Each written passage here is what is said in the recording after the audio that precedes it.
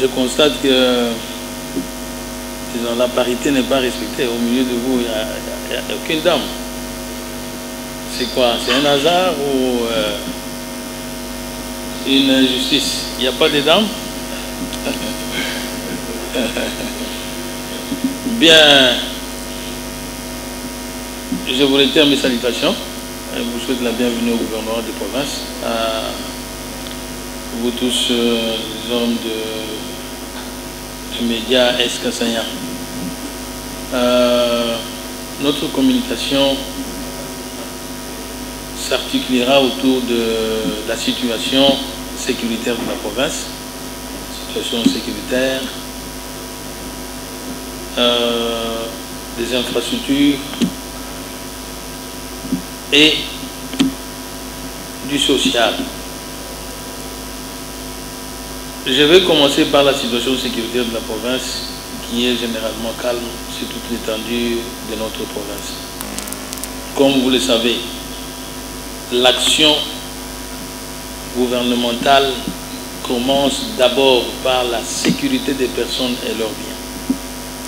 C'est la première mission confiée à l'autorité politico-administrative que nous sommes. La sécurité des personnes et leurs biens. Notre province, il y a quelques jours, était menacée par les incursions dans sa partie sud de la chefferie de Bokwa-Kalonji et dans le secteur de Tijiba. Certains groupements du secteur de Tijiba et deux groupements du secteur de Movo-Nkachi. Je dois vous dire qu'à ce jour, la situation évolue positivement bien parce que ce qui s'est vissé dans une partie du secteur de Kakangaï, principalement à Miketa, le milicien qui était là, dirigé par M. Tibunda, ils ont été délogés par nos forces de défense et de sécurité. À ce jour, la situation est calme, est plus calme. À Tijiba, je dois également noter avec satisfaction la reprise d'enrôlement des électeurs. Donc la CENI a déployé les agents depuis lundi et l'enrôlement a repris à Tijiba. Depuis, on n'avait pas ouvert le bureau d'enrôlement. À Kalonji Sud, quand je parle de Kalonji Sud, je parle de Benampunga, Kakona, Benamkendi, etc. Les enfants qui n'avaient pas passé le test de fin d'études primaires, TENAFEP, les ont passés hier avec satisfaction. J'ai eu l'appel de M. l'abbé Gaston. Il y a 99 enfants qui ont passé leur TENAFEP hier. Et beaucoup de bureaux de Kalonji Sud, bureaux d'enregistrement des électeurs, ont réouvert et l'enrôlement évolue positivement bien.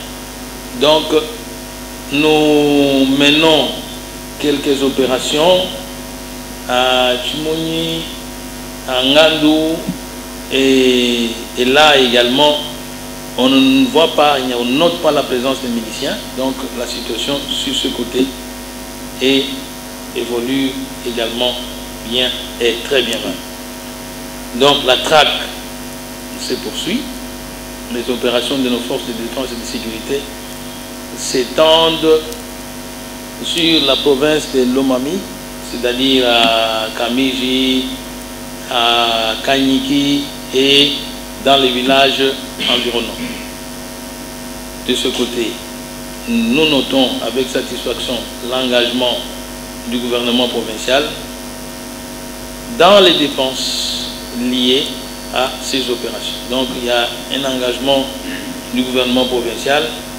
Comme vous le savez, nous avons ici le régiment qui est dans nos murs Et ces forces sont venues pour pouvoir nous aider à juguler cette problématique de la milice dans notre province, pour nous permettre d'enregistrer les électeurs et de permettre à notre population d'évacuer paisiblement ses occupations.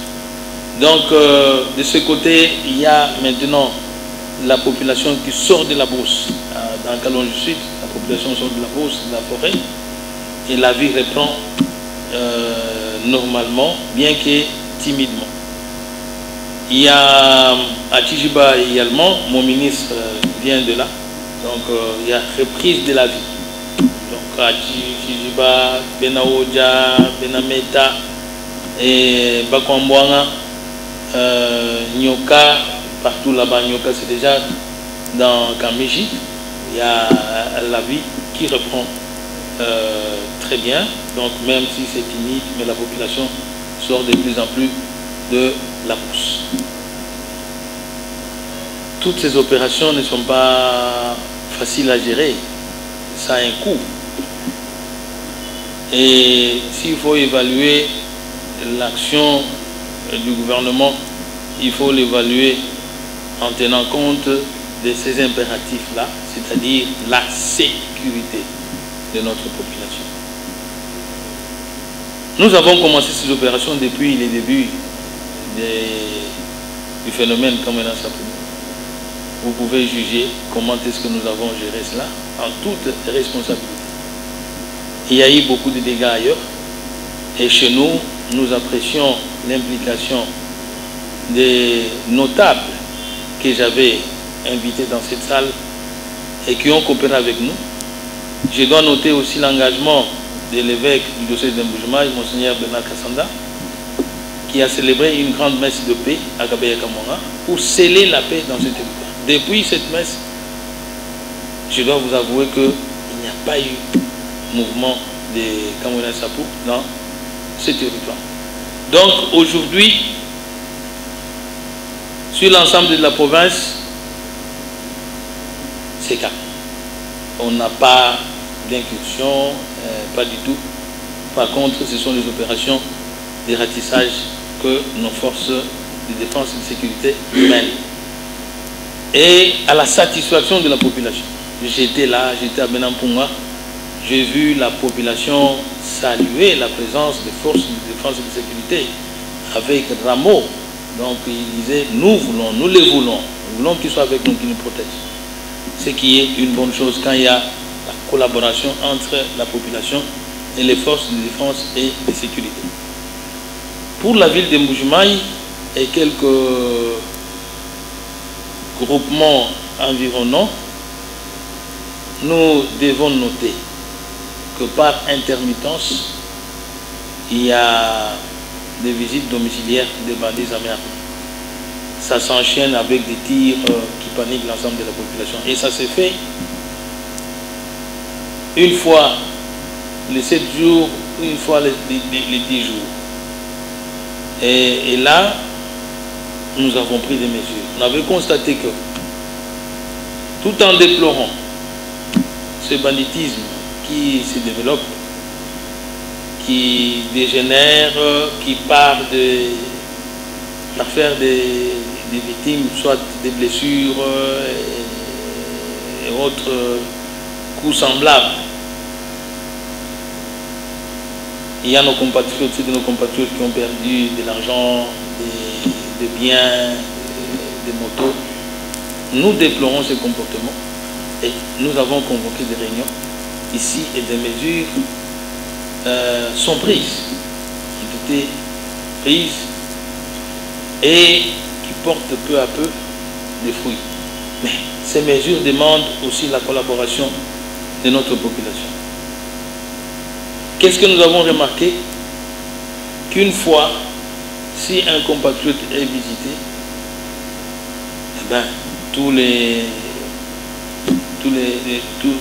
policiers commis à la garde, tous les policiers du bataillon de garde commis à la sécurité des entreprises, des officiels, des privés, commencent à tirer en l'air. Et ce sont des tirs qui s'enchaînent, qui paniquent toute la population, comme si nous sommes en guerre. C'est inadmissible. Voilà pourquoi, au cours de notre réunion tenue hier, des instructions précises ont été données d'abord au commandant bataillon de garde pour dire aux policiers commis à la garde, des privés ou des officiels, des entreprises ou que sais-je encore, de ne pas tirer, de ne tirer que si vous êtes attaqué. Et nous devons, quand ça tire chez vous, vous devez nous prouver qu'il y a eu soit une attaque, et cette attaque se justifie par une réplique. Et qu'est-ce que ça fait au finish? J'ai dit ça. Normalement, le commandant bataillon de garde doit contrôler les munitions dont les policiers disposent. Et comme ça, normalement, on doit évaluer chaque matin. On passe pour voir s'il y en a. Si vous avez donné 3 cartouches, est-ce que vous en avez? Vous avez une cartouche, vous n'avez pas une cartouche. Elle est partie où? Vous l'avez tirée, pourquoi? Ainsi de suite. C'est comme ça que ça doit se faire. Et les instructions dans ce sens ont été données au commandant bataillon de garde.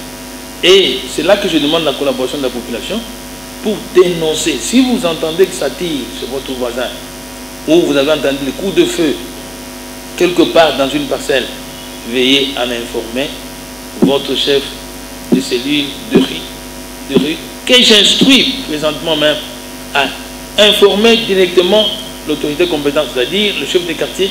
Ce dernier doit informer le bourgmestre qui en informera également le maire de la ville pour que les enquêtes soient menées et qu'on sache pourquoi on a tiré. Et si on a tiré pour rien, on retire la garde. D'ailleurs, on aura une réunion. Tous ceux qui ont la police de garde chez eux, nous allons les inviter à une réunion pour leur dire d'instruire à leurs policiers qui les gardent de ne pas tirer à moins d'une attaque. S'il y a un tir, un coup de feu entendu chez vous, eh bien, la conséquence, c'est le retrait. D'ailleurs, on a pris une décision qui va jusqu'à l'extrémité, c'est-à-dire de retirer tous les policiers de garde et de laisser la sécurité faire cette mission pour éviter les paniques à répétition. Donc, je veux dire que les mesures prises, c'est de ne pas tirer. Vous qui avez la police de garde chez vous, vous les instruisez de ne pas tirer, parce qu'ils observent une sorte un certain marché autour de ça. Ils tirent et puis ils arrivent devant le patron pour lui demander de l'argent. Bon, on a tiré, c'était grave. Si on n'avait pas tiré, on leur donne combien on vous donne de l'argent. Et nous devons savoir où est-ce qu'on vend les munitions. On les vend où? La population doit coopérer avec nous dans ce sens. Les tirs entendus ne viennent pas nécessairement des malfrats.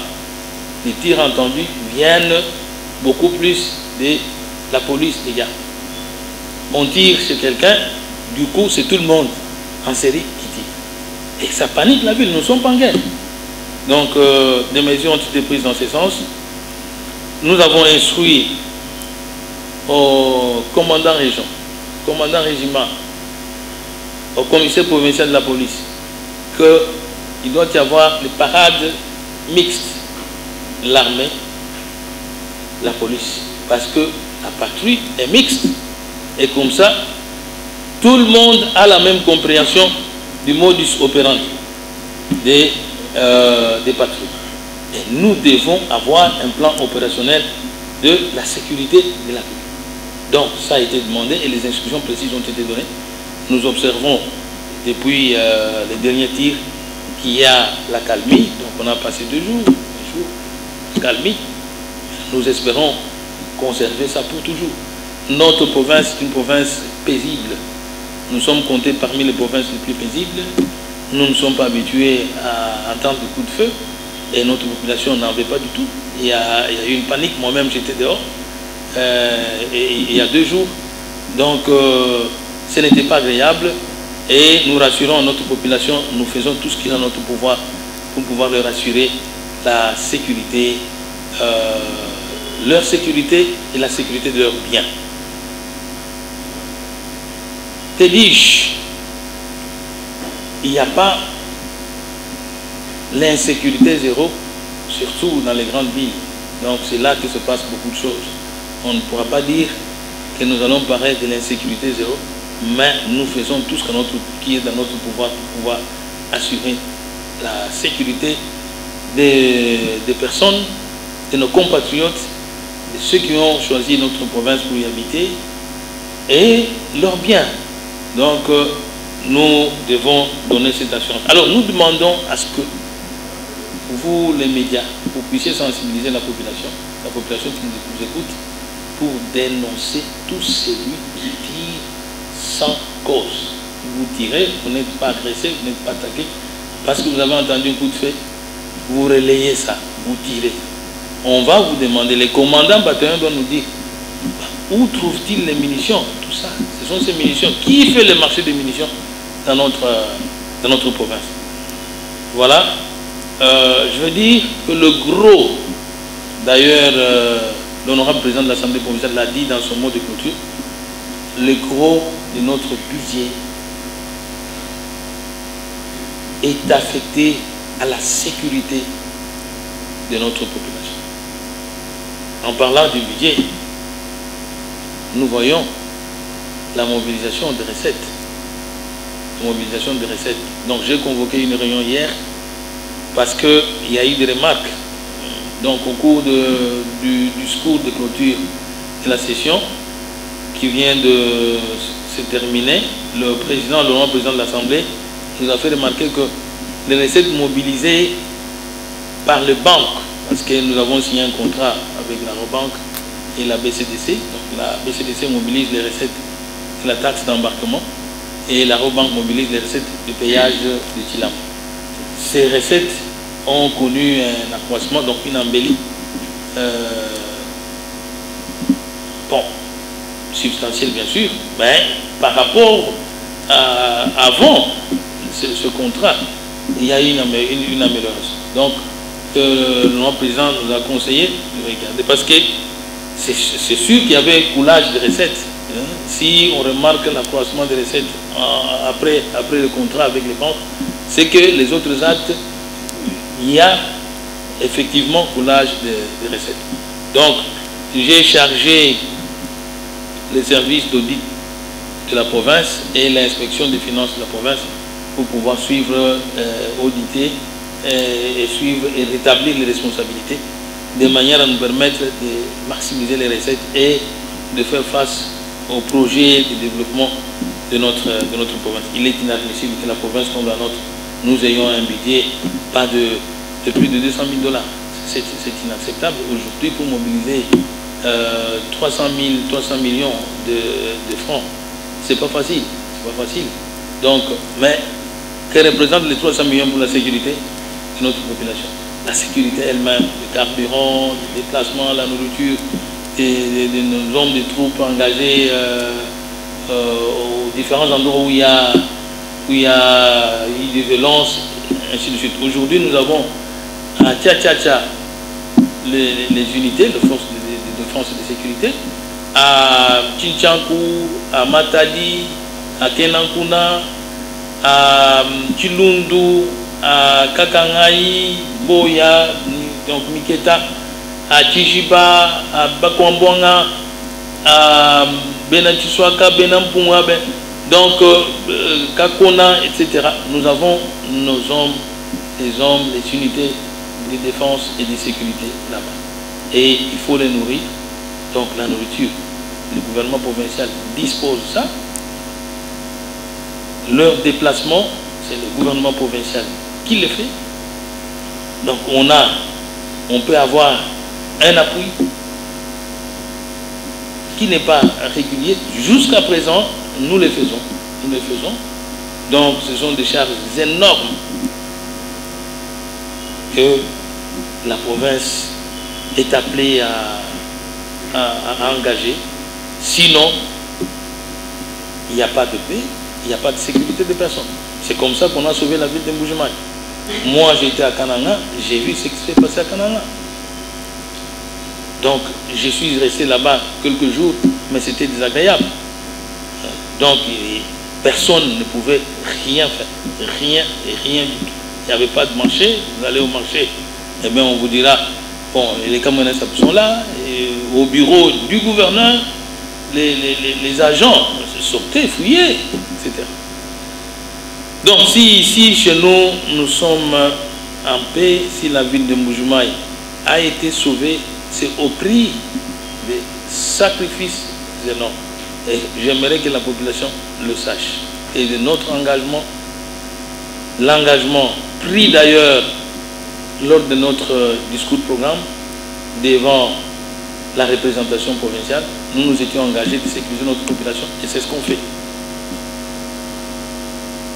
En parlant de la mobilisation des recettes, écoutez, que ça ne soit pas considéré comme une tracasserie parce que nous allons pouvoir mobiliser les ressources, les recettes, parce qu'on en parle. Donc, que ceux qui ont l'habitude de payer les taxes puissent en être contents, mais les récidives, les inciviques qui ne payent pas les taxes, eh bien, les régies financières vont pouvoir travailler pour les maximiser. Nous, on ne cache rien, nous disons toute la vérité. Tout ce que nous percevons, nous le disons. Aujourd'hui, avec la dévaluation, si vous percevez 300 millions de francs, vous avez juste 200 000 $. Et 200 000 $, qu'est-ce que ça représente face aux problèmes que nous avons? Les problèmes qui sont devant nous. Dans ces problèmes, il y a le volet des infrastructures. Comme vous le savez, nous sommes engagés à construire une passerelle, un grand pont sur la Mbalawa-Tchoutoul. Ce ravin existe depuis 30 ans, nous connaissons nous tous. Quand il s'est annoncé, il a dévasté sur son chemin, maisons, routes, femmes, enfants ont été emportés par les autres. Et les gens sont morts. Moi qui vous parle ici, j'ai perdu une cousine dans ce ravin. Donc plusieurs personnes sont mortes dans ce ravin. Avant nous, il y a eu nos prédécesseurs. Donc j'en connais un qui avait tenté de faire quelque chose avec la SAFICAS, avec l'appui du gouvernement de la République. Il n'y était pas arrivé. Il n'est pas parvenu. Donc il y a des travaux qui ne sont pas achevés. Et personne n'en parlait. Donc nous avons engagé des travaux, comme partout ailleurs, comme ce qu'on a fait sur l'avenue Maréchal, ce n'est pas du nouveau. Donc le marché Maréchal ne fonctionnait plus à cause du ravin, le ravin qui était là. Mais vous savez ce que nous avons fait là-bas. Aujourd'hui, nous avons restauré la route et aussi le marché est revenu. La vie est revenue à Bipemba à travers ce marché. Donc, ce sont des actions déjà menées. Nous avons fait la même chose sur l'avenue Kasavubu parce que les gens ont une mémoire courte. Quand j'entends ce que les gens disent autour du ravin Mbalawa, pour nous, c'est pas quelque chose de... Non, c'est tout à fait... On l'a déjà fait. On a fait sur l'avenue Kasavubu. Et aujourd'hui, vous pouvez passer sur le pont. Mais jadis, quand je suis arrivé en 2007, j'ai vu que sur ce ravin profond qu'il était, les mamans de l'autre côté du ravin traversaient sur une sorte de passerelle de bois comme ça qui bougeait avec l'eau sur leur tête. Et beaucoup de mamans sont tombées dans les ravins. Ils ont perdu le vie. J'ai pleuré quand j'ai vu ça. Ça c'est, je parle de Kasavubu. J'ai les images. Nous avons engagé les travaux. Aujourd'hui, peut-être qu'on a oublié, mais ceux qui ont vécu ça ne peuvent pas oublier. Les familles dont leurs femmes, leurs mamans sont décédées dans ce ravin, n'oublieront pas ça. Donc, nous avons fait la même chose ici.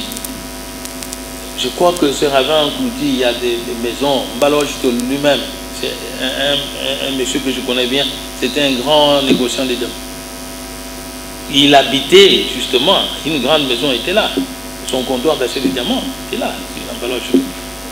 Donc, le ravin a tout pris, tout emporté. Aujourd'hui, nous avions promis d'organiser le défilé du 30 juin sur la traversée de Mbaloche-Tolo. On pouvait bien, parce que maintenant là, vous pouvez traverser avec votre véhicule. Le 30 juin, les véhicules ont traversé Mbaloche-Tolo. La population traverse sur un pont. Mais la hiérarchie nationale avait voulu que cette journée soit une journée de méditation. Voilà pourquoi on n'a pas organisé le défilé. Sinon, on le ferait bien. Alors, les grosses œuvres, c'est-à-dire les ouvrages, on a le pont, on est en train de construire, on est en train de jeter le remblai. Le remblai fait partie des constructions modernes. Dans la construction, on peut construire sur un béton armé. Nous avons les bétons armés là-bas. Nous avons également le remblai qui fait partie des constructions modernes. Vous verrez les différents stades de Malabo. Vous avez vu notre ingénieur qui a construit. C'est sur les remblais. Donc il y a des stades construits sur les remblais. Il y a des stades construits en béton armé. Deux modèles de construction. Il faut lire donc les canevas de FIFA. Il y a pour la construction des stades, il y a les remblais, par remblai ou par béton armé. Donc là, on est en train de faire le remblai. Le remblai, c'est sur le dallo, on est en train de jeter des terres qu'on compacte. On compacte les terres. Quand on compacte les terres, au-dessus de ces terres, on y met, on va voir prochainement asphalter. Mais déjà sur les terres, c'est une route réhabilitée comme celle qui existait. Et c'est ce qu'on est en train de faire. À côté de ces travaux, nous allons construire les ouvrages d'assainissement, c'est-à-dire les caniveaux, pour protéger l'ouvrage principal.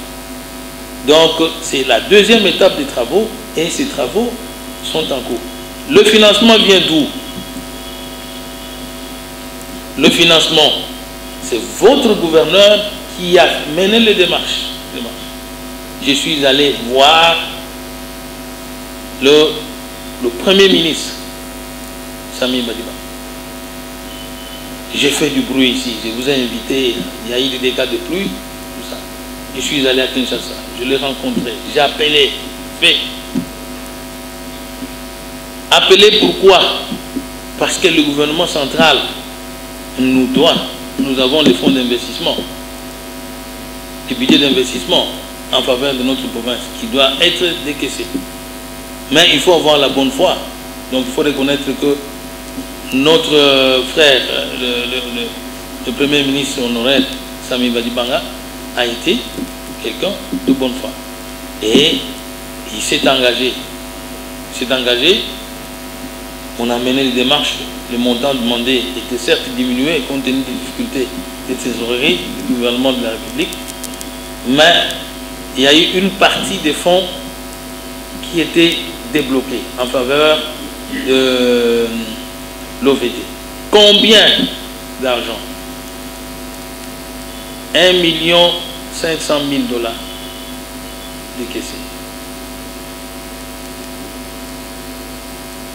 Il restait une partie de 2 millions de $, 2 millions 50 000. Cette partie était destinée à l'office de route. Le montant de 1 million 500 était, sont les caisses de l'OVD. Donc c'est allé dans le compte de l'OVD. Le montant de 2 millions 50 000 devait être enregistré par l'office de route. Jusque-là, ce montant n'est pas payé. Nous menons les démarches pour que ce montant soit payé. Il concourt au finissage des travaux engagés. Qu'à cela ne tienne, le gouvernement provincial, par ses petits moyens, continue parce que les travaux doivent se poursuivre. En attendant les décaissements de ce fonds, les travaux doivent se poursuivre. Donc, nous avons engagé les travaux. Première étape, le pari a été gagné, c'est-à-dire nous pouvons traverser le ravin sans y entrer sur un pont.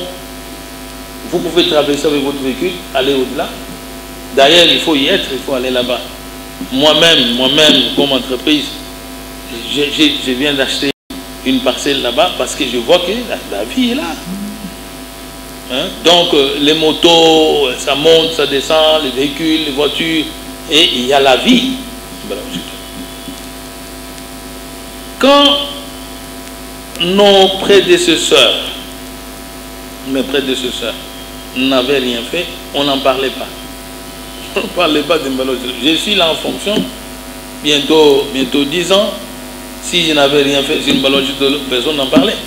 Aujourd'hui, que nous avons engagé des travaux, à la satisfaction de la population, il y a des mauvaises langues qui parlent. Vous parlez de moi, de quelque chose salué par la population.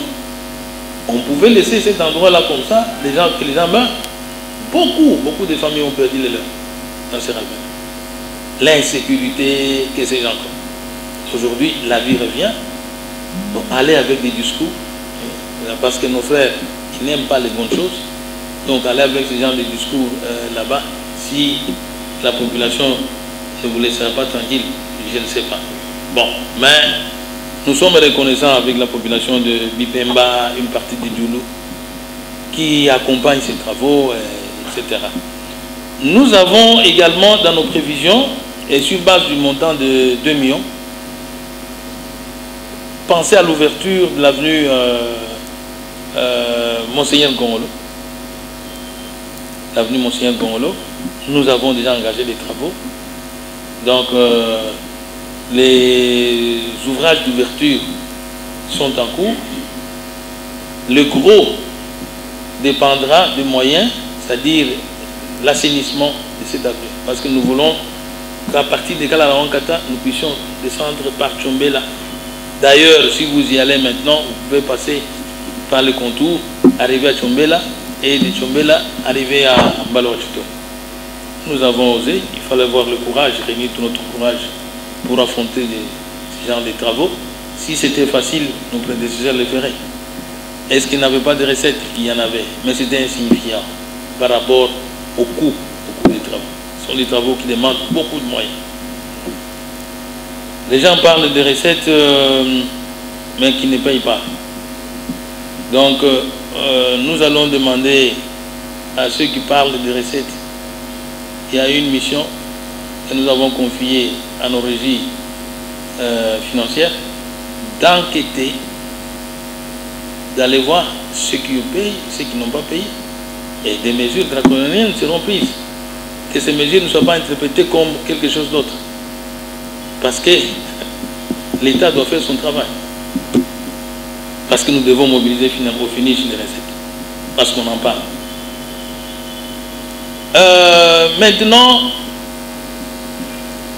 s'agissant du stade. Le stade, justement, on parle du stade Kachala-Bonzo. Est-ce que, quand est-ce que ce stade s'est écroulé? Quand est-ce qu'il n'y avait plus rien dans ce stade? Depuis combien d'années? Je parlerai de près de 25 ans, 30 ans. On n'avait plus de stade. Que moi-même, en passant par là, j'ai eu la lettre du secrétaire général au sport qui me parlait de l'envahissement du domaine du stade. Oui, il y avait des habitations. Là où aujourd'hui nous avons construit le stade, des habitations des privés. Donc toute cette emprise était occupée anarchiquement. Nous avons décidé. Comment est-ce que le projet a commencé? Nous devions réhabiliter le stade Tchikisha parce que nous voulions le moderniser. Donc, quand on a posé le problème à l'Amiba, j'ai vu tergiversation. Nous nous sommes dit qu'on regarde notre stade, le stade officiel. Nous y sommes allés, on a vu, j'ai demandé à notre bureau d'études de nous présenter un projet. Ils nous ont présenté un projet, et un projet qui demandait des millions. Et la province n'en disposait pas. Par notre courage, nous nous sommes engagés et nous avons commencé à mobiliser les ressources.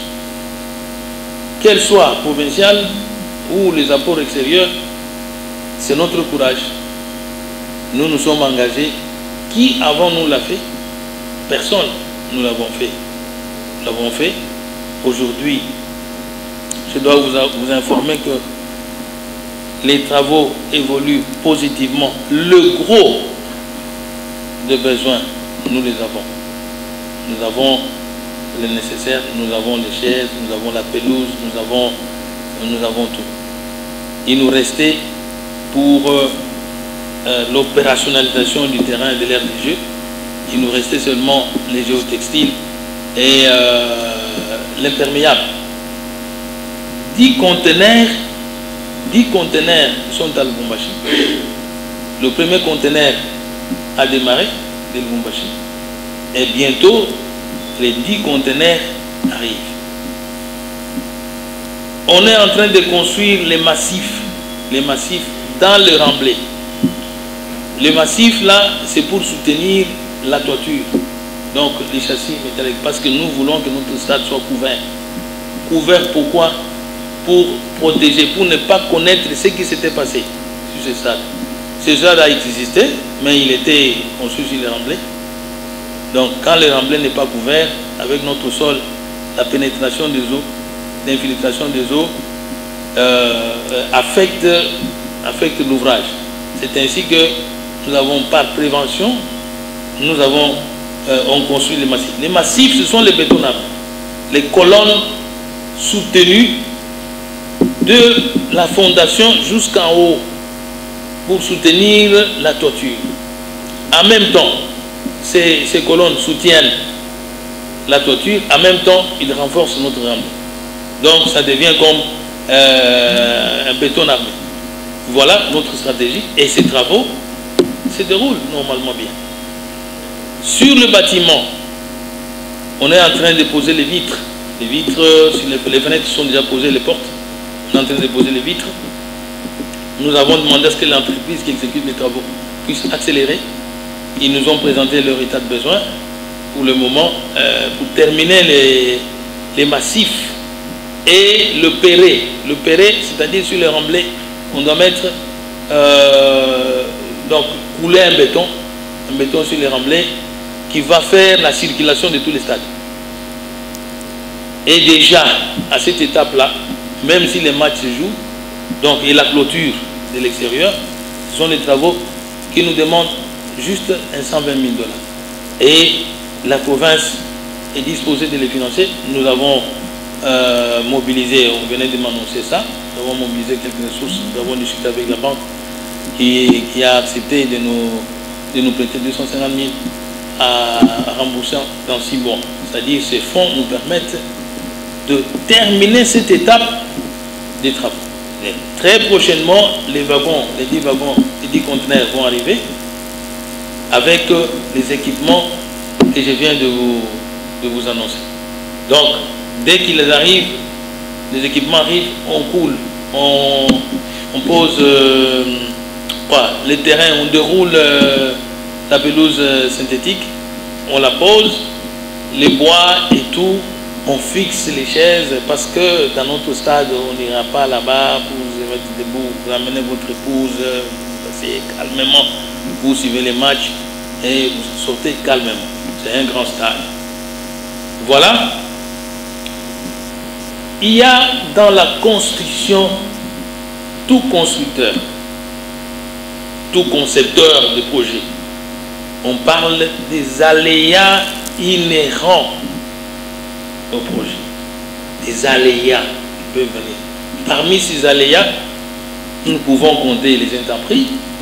Parmi les aléas, on peut compter les incidences des transports. Il y a des transporteurs qui n'est pas la province. La province peut vous annoncer qu'au 30 juin, on aura à organiser le match comme on l'avait annoncé.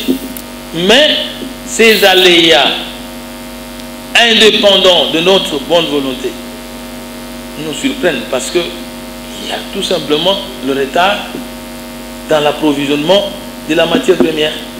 La matière première qui est le géotextile, l'imperméable. Voilà cette matière première qui nous a empêché de respecter le timing, le délai. Est-ce que pour cela, c'est l'apocalypse? Non. Tout constructeur le sait que pour construire un stade, je dois d'ailleurs vous dire que le stade de Martyr a été construit dans 5 ans, pendant 5 ans. 5 ans. Ce sont les Chinois, hein? Ils ont construit ce stade pendant 5 ans. Le stade du TP Mazembe, ça fait 3 ans et demi, même environ même 4 ans. Suivez l'historique du stade de la Gécamine là-bas, le stade qui va se mettre. On ne peut pas construire dans une année, 2 ans. Nous, on a fait, c'est un miracle si on en est jusqu'à ce point, à cette étape. C'est vraiment un miracle. N'ayant pas et disposant pas de moyens, parce que les gens parlent, je vous ai dit qu'on n'a pas plus de... On ne peut pas avoir 300 000 $, 300 000 $ en province. 300 000 aujourd'hui, 450. Veuillez vérifier nos comptes, on n'en a pas. Donc vous avez 105 millions que vous recevez du gouvernement central chaque le 10 et 115 millions que vous recevez le 15. Il faut que ça arrive, il y a les retards dans ça. Je vous ai parlé que dans ce montant, nous avons la sécurité, nous avons la rémunération, nous avons le fonctionnement. Pour avoir le papier, pour avoir ceci, parce que la province, c'est des courriers, la province... Donc, le fonctionnement du gouvernement. Dans le fonctionnement, il y a aussi la rémunération de notre personnel. Ailleurs, dans d'autres provinces, ils accusent 9 mois de paiement de salaire. Je ne cite pas le nom de ces provinces-là. Ceux qui ont moins, peut-être 6 mois. Mais nous sommes à jour, nous payons à temps notre personnel, donc il faut voir la gymnastique que nous faisons. Donc, au niveau du stade, attendons donc l'arrivée de ces équipements qui sont déjà à Lubumbashi. Notre ministre, près le gouverneur, vient de Lubumbashi. Il l'avait envoyé pour les formalités du dédouanement. Ces équipements, quand ils arriveront, nous allons inviter la presse pour voir comment on l'avait fait à l'arrivée de la pelouse et autres équipements. Du côté du stade, comme je vous l'ai dit, ce qui se fait maintenant, ce sont les massifs qu'on pose. Ce qui se fait maintenant, c'est les vitrages, donc on est en train de poser les vitres. Ce qui se fait maintenant, c'est le crépissage, on le fait. D'ailleurs, j'aurais voulu qu'on aille visiter ensemble pour voir réellement ce qui se fait. Et je vous ai dit que pour ce côté-là, tout est mis en œuvre pour ça. Quant à châssis métallique qui va venir, châssis métallique attend justement la fin des travaux des massifs, la construction des massifs, pour avoir les calculs justes. Parce qu'il ne faut pas commettre les erreurs. Pour commander les châssis métalliques, il doit venir exactement quand nous avons déjà les massifs et tout. Et j'ai chargé notre bureau d'études d'associer les grands techniciens parce qu'il faut faire une commande d'une manière précise. C'est ce qu'on m'a dit, j'étais en Chine, à l'usine, il faut faire une commande presque exacte. Si vous commettez les erreurs, ça va nous coûter cher à la pause. Donc, voilà le travail que j'ai demandé à mon ministre et au bureau d'études pour pouvoir me le produire le plus rapidement possible. Nous sommes en train de mobiliser également les ressources, même si ça demande beaucoup, mais nous sommes en train de mobiliser les ressources y afférentes.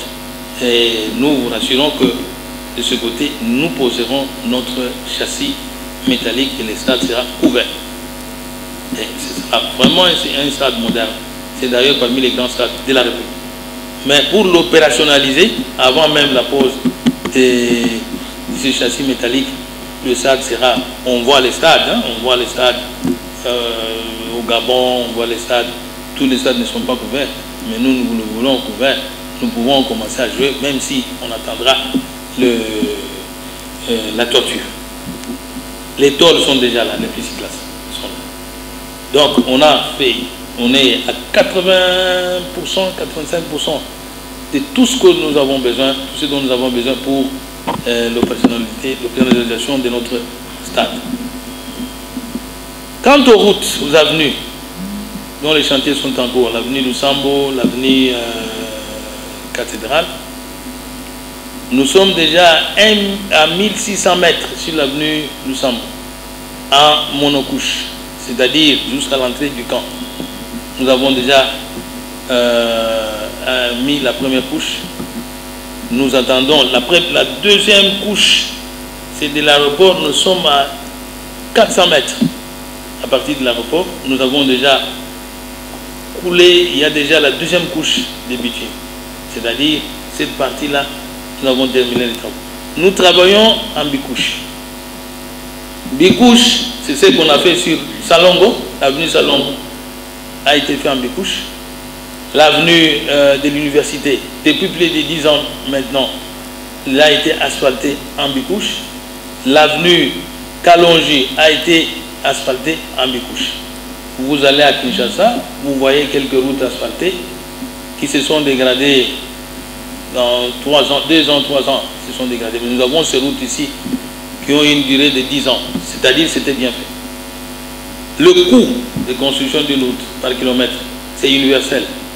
Vous pouvez vous renseigner, un coût par kilomètre, et il n'y en a pas qui vous diront moins de 800 000 $. Moins de 800 000 $ les kilomètres. Pour ceux qui parlent de ressources. Si nous en sommes déjà à 1600 mètres, nous sommes déjà à 1,5 km. 1,5 km. Donc, tapez dans votre calculateur, calculatrice, tapez, vous verrez les chiffres. Et venez comparer nos chiffres et nos comptes. Et vous verrez que tout est en ordre. Et c'est d'ailleurs un miracle. Lors du passage du chef de l'État, il m'a posé la question, monsieur le gouverneur, vous pouvez nous donner les secrets de ce que vous faites. Donc, il faut nous reconnaître ça. Tous mes collègues qui viennent ici sont surpris parce que nous n'avons que 1,6 km, 1,2 du programme de modernisation de nos villes, signé entre le gouvernement central et nous, asphalté. Là, c'est du rond-point Cohydro vers le rond-point Ozan. C'est tout. Le reste des routes, c'est nous. N'oublions pas, parce que la mémoire, elle est toujours courte, hein, et on oublie facilement. N'oublions pas que dans cette boulevard ici, hein, il y en avait qui devaient traverser les flaques d'eau pour entrer dans leur parcelle. Vous avez les flaques d'eau devant votre bâtiment. Et vous devez vous déchausser pour entrer dans votre... Ici, boulevard, pas très loin. Et on l'a fait. Les gens oublient.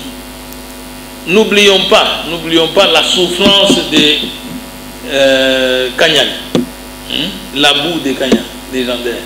Il y avait nos prédécesseurs, il y avait les recettes. Ça a été fait. On ne peut pas oublier ça. Du coup, les Kassaïens n'oublient pas. Même si nous n'avons pas la même vision politique, mais l'honnêteté oblige, il faut reconnaître ça. Donc, nous sommes en train d'asphalter, nous sommes à 1600 mètres de l'aéroport jusqu'à l'entrée du camp. À 400 mètres en bicouche, les travaux se poursuivent. Nous ne faisons pas n'importe quel type de travaux. Quand on asphalte, on veille sur les bordures pour protéger nos routes. Nous veillons sur les caniveaux. C'est ainsi que vous voyez sur l'avenue Lusambo, même les caniveaux qui étaient bouchés, on est en train de reconstruire, de déboucher, pour permettre le passage des eaux.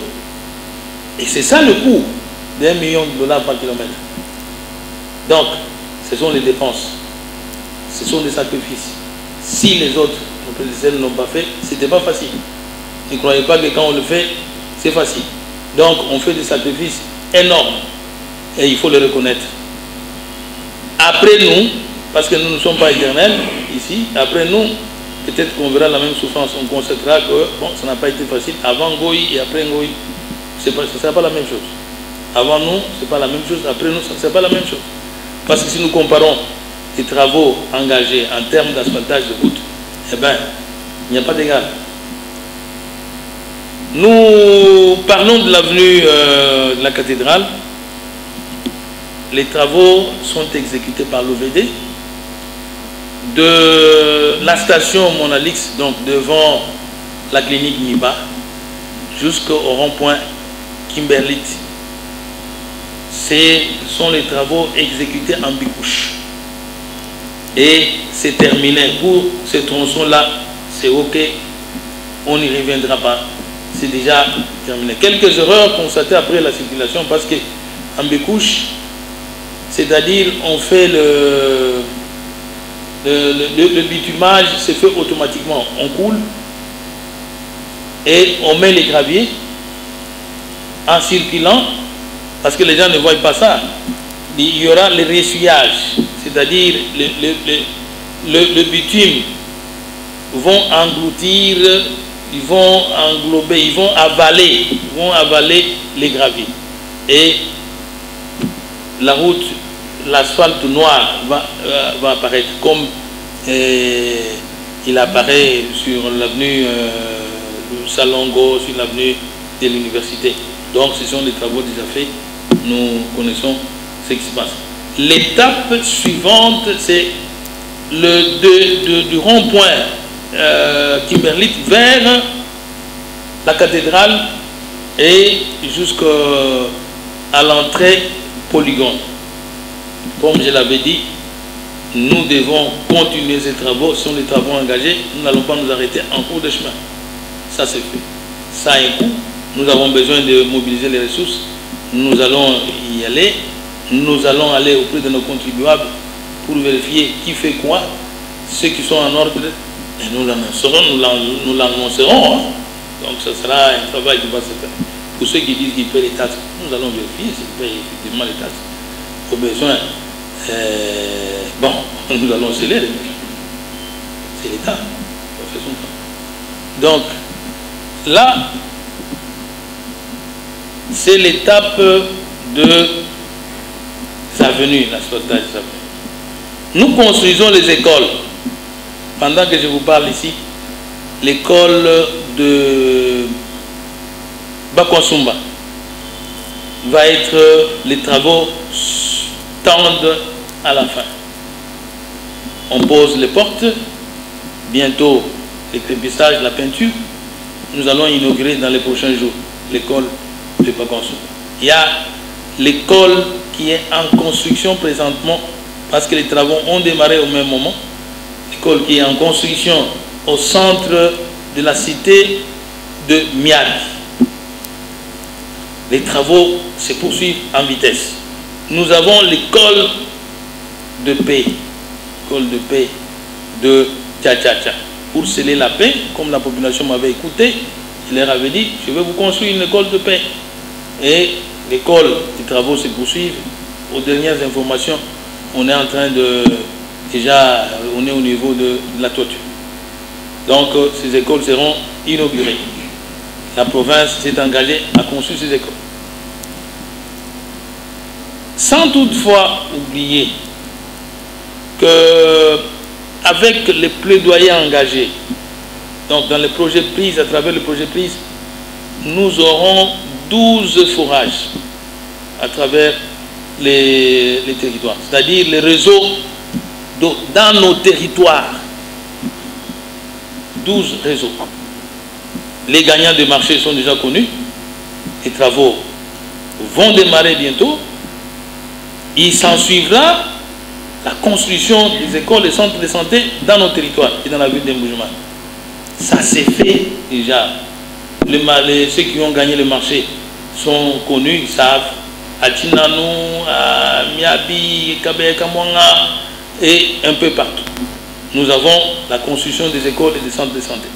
Au moins 10, 12 écoles, 10 et 12 centres de santé à travers le projet PRISE. Là, j'en viens à la bonne nouvelle parce qu'elle m'a été donnée annoncé déjà qu'on va publier, parce que j'avais écrit une lettre à la BAD pour dire, bon, ça traîne les formalités. Normalement, les travaux annoncés de 65 millions pour les réseaux de distribution d'eau pour la ville de Mbuji-Mayi devraient démarrer. Donc le gagnant du marché devait être connu. On devait publier déjà. Mais ça traînait, beaucoup de formalités. J'avais écrit la lettre. Aux dernières nouvelles, le coordonnateur national du projet PRISE m'a annoncé que le gagnant du marché sera connu bientôt, dans les jours qui suivent. Et les travaux vont démarrer dans la ville de Mbuji. Ce sont des chantiers de grande envergure dans notre province qui n'ont jamais existé. Bonne nouvelle encore, à travers la SACIM, nous avons dans les territoires de Miabi, on est en train de construire les réseaux de distribution d'eau potable. Donc, ça se fait, ils sont déjà au niveau du deuxième réseau, on a déjà fait le premier puits, on fait le deuxième puits, et la Miabi, c'est-à-dire Boya, Benechimou, ils auront un réseau de distribution d'eau potable. Ce sont nos démarches menées à travers cette société. Les développements à travers le code minier qui leur oblige le développement des communautés locales. La deuxième étape cette année, c'est la construction des maisons d'habitation, écoles et centres de santé. Il y a déjà un montant de 300 000 $. Donc, nous sommes déjà la deuxième phase, la SACIM a commencé. Dans cette deuxième phase, il est prévu la construction d'une centrale hydroélectrique à Tubitubidi, sur l'arrivée de Loubi, de 12 MW. Ils ont lancé la construction de la deuxième usine à Tchiboué. Et bientôt, je vais inaugurer les travaux de la route et de la construction du barrage hydroélectrique de 12 MW. Eux, ils vont consommer 6 MW et les 6 MW seront déversés dans la ville. Donc, il faut le reconnaître, nous avons des projets qui vont tomber simultanément dans notre province. Et le Kassai oriental va rayonner. Il rayonne déjà. Parce que vous pouvez quitter Mbuji-Mayi vers Katanda, vous roulez à 100 mètres l'heure. Vous pouvez quitter Mbuji-Mayi vers Miabi, vous roulez à 100 km l'heure. Et bientôt, vous allez rouler sur Mbuji-Mayi à Kabeka-Mouang à 100 km l'heure. Donc, c'est déjà, nous voulons faire de notre province une province ville. Et ça se fait déjà. Voilà, mes chers amis, les quelques annonces. J'étais long, mais il en fallait, parce que ça fait longtemps que je n'ai pas échangé avec vous. Merci. Merci beaucoup, Excellence. Excellence, Monsieur le Gouverneur, distingués confrères, nous venons tous de suivre un exposé rendu avec dextérité et magistralement. S'il m'était donné de l'apprécier, je dirais que scientifiquement parlant, il est valable parce qu'il était structuré. Nous avons suivi un état des lieux et par rapport à cet état des lieux, nous avons suivi les actions menées et les perspectives. Pratiquement, l'autorité a développé son exposé autour de la sécurité, autour du social, autour des infrastructures et nous a présenté des perspectives rassurantes. Personnellement, quand j'ai fermé mes yeux, j'ai vu entendre un professeur, un technicien, un bâtisseur, un manager. En ouvrant les yeux, j'ai l'agréable surprise de constater que c'est notre gouverneur de province qui a parlé. Parole, M. Guy, Herbert Chibanda, catédienne, journaliste et auteur du programme local. Excellence, Monsieur le Gouverneur, je ne voudrais pas revenir à ce qu'il a dit tout à l'heure parce qu'il n'a pas tari d'éloge à votre endroit. Je lui disais quelque chose tout à l'heure, j'ai dit ça va faire 10 ans. Au moins pour une fois, j'ai vu le gouverneur de province faire cet exposé et plus de 45 minutes sans stylo, sans papier. Et je me suis posé la question de savoir les questions que nous allons devoir poser tout de suite si vous allez vous livrer à cet exercice sans avoir noté. Qu'à cela me tienne, je pose mes 3 questions. En fait, je fais un constat. La première articulation de votre communication tout à l'heure, ayant rapport avec la sécurité, je laisserai peut-être aux confrères, mais moi c'est plutôt la deuxième articulation qui m'intéresse. À cette deuxième articulation de votre communication, vous avez fait un bilan. Un bilan, votre propre bilan, mais en vous comparant très souvent à vos prédécesseurs. Pour être précis, à leur réalisation. Un style de communication que je ne vous reconnais pas personnellement, ça fait 10 ans. Très généralement, vous ne parlez pas des autres. Vous parlez de vous-même, de vos réalisations. Mais cette fois-ci, vous le faites. Dois-je comprendre que vous faites l'objet de critiques acerbes de ce dernier, donc de leur part, ou de leurs proches? Qu'est-ce qui peut expliquer cette méthodologie qui a pratiquement changé? Merci aussi pour vos éloges par rapport à notre exposé, ça me va tout droit au cœur. Merci à Vicky. Écoutez, j'ai commencé par dire, vous avez parlé de nos prédécesseurs. Pourquoi, généralement, dans mes exposés, mes communications, je ne fais pas allusion à mes prédécesseurs. Aujourd'hui, curieusement, je suis revenu là-dessus. Vous êtes revenu dans votre deuxième intervention sur les taxes. Sur les taxes, bon, vous avez noté que cette fois-ci, j'en parle sous un ton relativement élevé. Vous parlez du stade, vous êtes parmi ceux qui sont dessus, de l'évolution des choses. Bon, les dates, c'est moi qui les donne. Suis gêné par rapport aux critiques liées aux dates annoncées, tout ça. Vous avez suggéré qu'on fasse une visite guidée de ces travaux, et vous finissez par bon, même si je n'aime pas parler des gens, moi j'ai vraiment pas, je n'aime pas parler des gens. Vous finissez par les noms que vous avez cités, qui fait des critiques. Ce qui est, quelqu'un peut critiquer, ce qui est tout à fait normal. Et bon, la critique, si elle est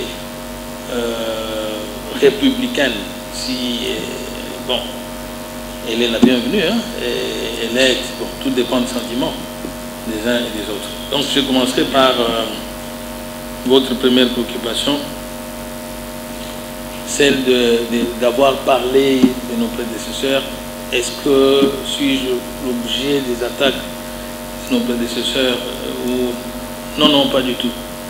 Si aujourd'hui il nous est arrivé de parler de nos prédécesseurs par rapport à un acte précis, c'est-à-dire, je parle de Mbalo Jito. Pourquoi j'ai cité nos prédécesseurs? C'est parce que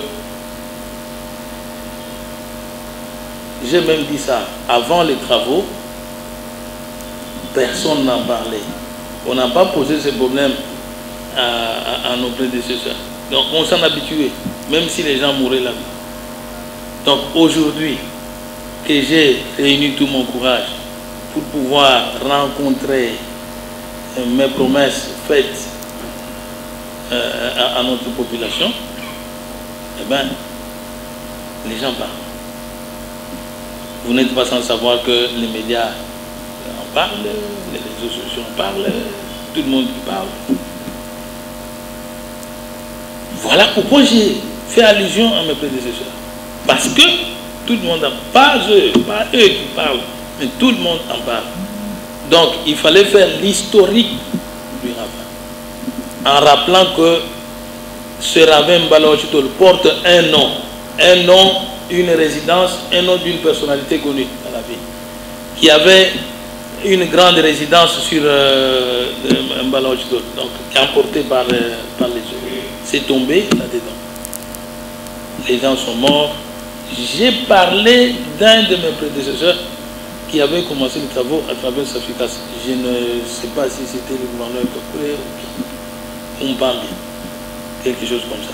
il y a un financement et ces travaux n'ont pas évolué à ce point. Le ravin est resté tel qu'il est. Et depuis, personne n'en a parlé. Donc, je suis celui qui vient 30 ans après pour le faire. Il faut nous reconnaître ça, ce mérite-là. Il faut que la population reconnaisse d'abord ça. Et j'ai comparé ce que j'ai déjà fait dans le même sens. J'ai parlé de l'avenue Yinga à la sortie vers l'entrée de la ville sur la nationale numéro 1, donc sur la place Maréchal. J'ai parlé de Kasavubu, j'ai parlé de ça. C'est pour rafraîchir la mémoire des esclaves. Parce que des fois, on oublie facilement. Et leur dire que ce que je fais là, je l'ai déjà fait. Je le ferai et je terminerai. Il ne faut pas penser que ces travaux sont des travaux de 3 mois, 4 mois. Non, ce sont des grands travaux. Nous les faisons avec détermination, nuit et jour. Donc la raison, c'est celle-là. Les taxes, pourquoi avoir haussé les tons? Vous pouvez dire à un enfant, ne touche pas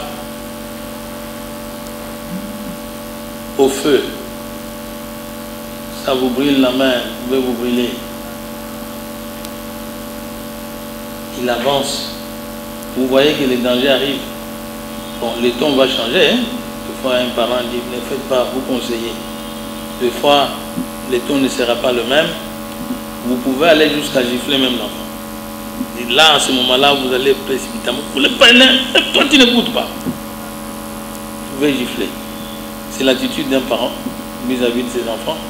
Donc on a conscientisé, on a conseillé, les tons peuvent monter jusqu'à gifler. Donc gifler, c'est quand on en arrivera à sceller. Ça s'appelle gifle. Donc ça fait partie des stratégies des parents pour éduquer les enfants et les ramener à l'ordre. Le troisième point, c'est du stade. On annonce les dates. Comme je l'ai dit dans mon mot d'introduction, M. Herbert, j'ai parlé des aléas inhérents au projet. C'est-à-dire, tout concepteur d'un projet, il y a toujours cette rubrique-là des aléas indépendants au projet. Tout concepteur, hein, j'ai dit ça, personne ne me contredira. Vous pouvez avoir les aléas climatiques. C'est-à-dire, vous prévoyez construire et du coup, il y a les intempéries, ça vous tombe chaque jour, ça ne vous permet pas d'écouler la dalle pendant la pluie. Vous êtes obligé d'arrêter, d'attendre. Ce sont les aléas. Alors, si vous avez annoncé une date et que ces aléas interviennent, ça interrompt la poursuite des travaux.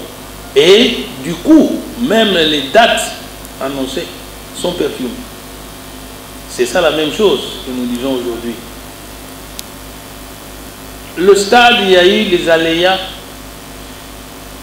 liés d'abord au démembrement de provinces. Ça, c'est une donne que les Escasséens doivent intégrer. Ce n'était pas prévu.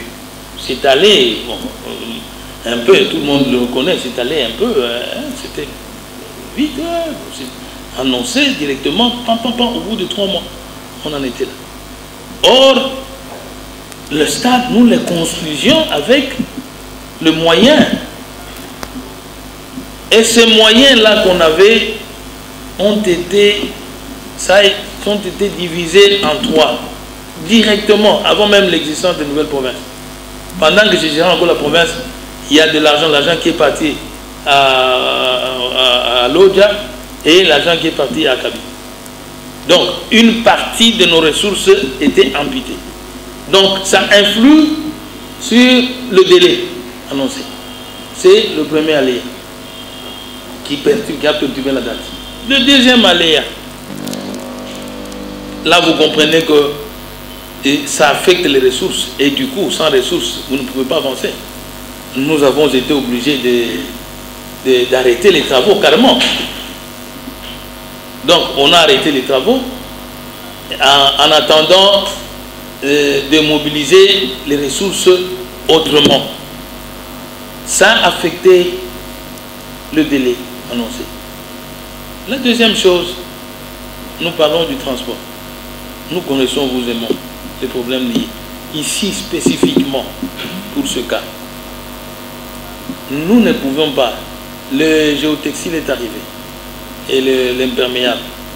C'est arrivé à Kasumbalesa. L'agence en douane qui s'occupait du dossier, donc il y a une agence qui s'était saisie du dossier, qui travaillait, nous demandait de dédouaner au Katanga. Après, d'après plusieurs contacts, j'ai appelé, on a appelé, ça a tergiversé, oh, on a déjà engagé, on a dédouané au Katanga. Moi, je suis gouverneur de Casablanca. Comment puis-je accepter que les recettes de douane de la province puissent être perçues par une autre province? Donc, cette province-là va maximiser les recettes plus que moi. Je ne peux pas accepter. Donc, comme ça a tergiversé, on a pris comme ça une semaine du coup. J'ai dû dépêcher mon ministre auprès du gouverneur au Katanga pour aller décanter la situation. Il est arrivé, il a travaillé pendant 5 jours. Ça nous a pris près de 2 semaines comme ça, de retard, alors que la marchandise était déjà arrivée. Donc, la marchandise a traîné pendant 40 jours. Aujourd'hui, le transporteur m'a appelé. Et voilà, vous avez la marchandise sur les camions pendant 40 jours. Bon, on a commencé hier, le premier wagon est parti, comme c'est dit conteneur. Donc, il faut, ça s'essuie. Et tout ça, ça influence sur le délai. Nous avions annoncé organiser le premier match d'ici le 30 juin, mais dommage. Ce sont les aléas inhérents à notre programme. Ça s'explique. Donc, ça peut bien décevoir les amoureux du football, hein, qui aimeraient quand même que leur stade soit opérationnel. Je vous comprends, vous êtes vraiment manager de foot, vous avez une équipe de football, vous aimeriez quand même que nos équipes volent dans de bonnes conditions. Ça peut décevoir. Bon, c'est un souci permanent, mais voilà, je vous prie simplement d'avoir un peu de patience. Ce rêve deviendra une réalité bientôt. D'abord, quand vous allez voir les géotextiles, ça va vous donner du courage de votre satisfaction. Je vous ai même dit dans mon mot d'introduction que je veux que nous fassions la visite avec la caméra. J'ai dit ça dans mon mot d'introduction pour vous rendre compte de l'évolution des travaux. Non, il n'y a rien à cacher. Le stade est construit. Toute œuvre dans la construction, vous construisez. Nous qui construisons, nous avons quand même construit depuis le jeune âge. Vous aussi, je crois. Quand vous construisez, il y a toujours des corrections éventuelles. Donc, une œuvre humaine n'est pas parfaite. Donc, si vous voyez quelques erreurs, vous constatez, vous pouvez les corriger. Mais quand les gens viendront, ceux qui viennent ne savent pas ce que vous avez fait. C'est pourquoi, dans les grandes constructions, vous voyez qu'on ferme. On met les tôles, tout ça. Vous découvrez l'œuvre après. On dévoile l'œuvre après. Pourquoi? C'est parce qu'il y a des choses qui se font en bas, on peut casser, vous ne savez pas. Les constructeurs le font, mais c'est en abri, c'est caché. À la fin, on vous rend l'œuvre à l'inauguration. C'est ça que nous faisons. On ne peut pas construire en même temps. On ouvre, tout le monde passe, tout ça. Il y a aussi un secret. On peut copier notre technologie ailleurs. D'ailleurs, je vous informe que ça a été copié. À force de faire visiter les gens, il y a un stade qu'on a conçu, on a copié notre modèle. Donc, ce qui n'est pas bien. Je vais vous inviter, je ne sais pas, M. Vicky, quel jour il faut organiser avec le ministre de la Bonne Publique. Ce week-end. Ce week-end, c'est ah oui, hein, je souhaite qu'on fasse la visite. Votre dernière préoccupation était mon frère qui parle. Vous savez pertinemment bien, bon, je ne voulais pas, d'ailleurs si vous voyez bien, je vois ce qui se dit, ce qu'il dit, mais je n'ai jamais réagi là-dessus. Bon, c'est tout simplement parce que moi, dans mon éducation, je ne veux pas tout le temps revenir sur les histoires. Bon, on le fait, vous le faites, finalement vous dites non, viens, on se réconcilie. Sur base de quoi, je ne sais pas.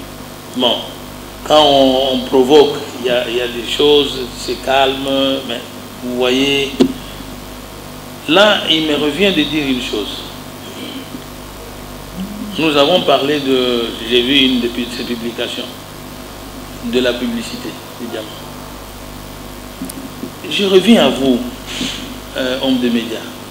Dites-moi pourquoi la publicité de l'alcool, de la Skol, de la Primus, on l'a fait le soir. C'est pour protéger une catégorie de la population. Donc un gouvernement responsable doit veiller sur sa population. Voilà pourquoi on organise ça. Bien sûr, avec les organes attitrés. Mais il y a le CESAC, il y a l'INPC, ainsi de suite. Ici, chez nous, je vous dis, plusieurs personnes qui viennent en visite au Kassavianta. Si on ne vous en parlait pas, mais moi j'étais gêné. Ils viennent quand on ouvre la télévision. Diamant, diamant, oh, millions, millions. Celui qui vous parle des millions, il n'a pas ces millions-là. Hein? Il a pris, je ne sais pas, quelque part, il a photographié, il a pris les images de ces millions, il expose les millions sur la table. Vous croyez qu'il a des millions alors qu'il n'en a pas. Et du coup, notre jeunesse, nos enfants grandissent en ayant en pensée que si vous faites les diamants, vous aurez des millions. Mais si tout le monde pouvait avoir des millions à Mbuji-Mayi, et tout le monde serait riche à Mbuji-Mayi, parce que nous avons les diamants partout. Mais le constat est que là où il y a eu des millions, par exemple à Bakwabo, à 10 sacs, vous n'avez pas l'impression de voir qu'il y avait des millions ici. Donc, les diamants n'est pas synonyme de la richesse. Vous avez dans vos publicités, des publicités qui passaient, quelqu'un qui n'a pas encore acheté une voiture, je ne sais pas, qui n'a pas acheté une Mercedes, mais il promet aux gens d'acheter les avions. C'est passé dans les antennes, ça passait. C'est la démagogie.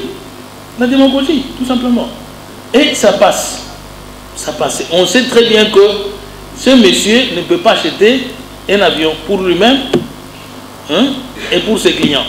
Un gouvernement responsable laisserait ça?